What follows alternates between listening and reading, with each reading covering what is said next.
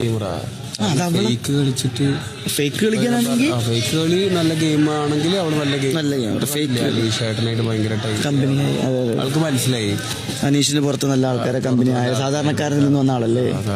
അതാണ് ഞാൻ നേരത്തെ അവിടെ പുറത്തിരുന്നിട്ട് ആ പാട്ട് പാടിയത്. ഭയങ്കര ഫേക്ക് കളി അവള്, ഭയങ്കര ഫേക്ക്. എനിക്ക് അക്സെപ്റ്റ് ചെയ്യാൻ പറ്റില്ല. അനുമോളൊക്കെ വെച്ച് നോക്കുമ്പോ രേണുക്ക് എത്ര ക്വാളിറ്റി ഉള്ള. പിന്നെ സത്യോടെ നീ പറഞ്ഞു, അങ്ങനെ വെച്ച് നോക്കുമ്പോ രേണു ചേച്ചിക്ക് എന്ത് അടിപൊളി, വളരെ സ്റ്റാൻഡേർഡ് ഗെയിമർ. ഇവരൊക്കെ ഇനി ഒറ്റ ഗാങ്ങാവൂലോടാ. ആവും, ആയില്ലോ, ആവൊന്നുമില്ല, ആയി. നീ ഞാനാണ് വെളി കിടക്കണത് എന്നാലോചിക്കുക. നമ്മളിവരൊക്കെ കൂടെ, അവരൊക്കെ നമ്മുടെ കൂടെ എന്ന് വിചാരിച്ചിരുന്ന ശരിക്കും അവര് നമ്മുടെ കൂടെ അല്ല, നമ്മളെ രണ്ടുപേരാണ് വെളിയിൽ. ഇപ്പം നോക്കിയാൽ മനസ്സിലാവും നമുക്ക്. ആയിരം നമ്പാനും പറ്റൂല, നമ്പരുത്.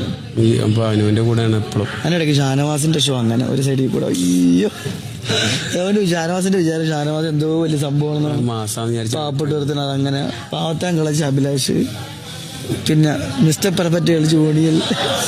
ഇവിടെ എനിക്ക് തോന്നിയത് വെച്ചിട്ടുള്ള ഗെയിമർ, നല്ലൊരു ഗെയിമർ എന്ന് പറയുന്നത് ഇസൈൽ.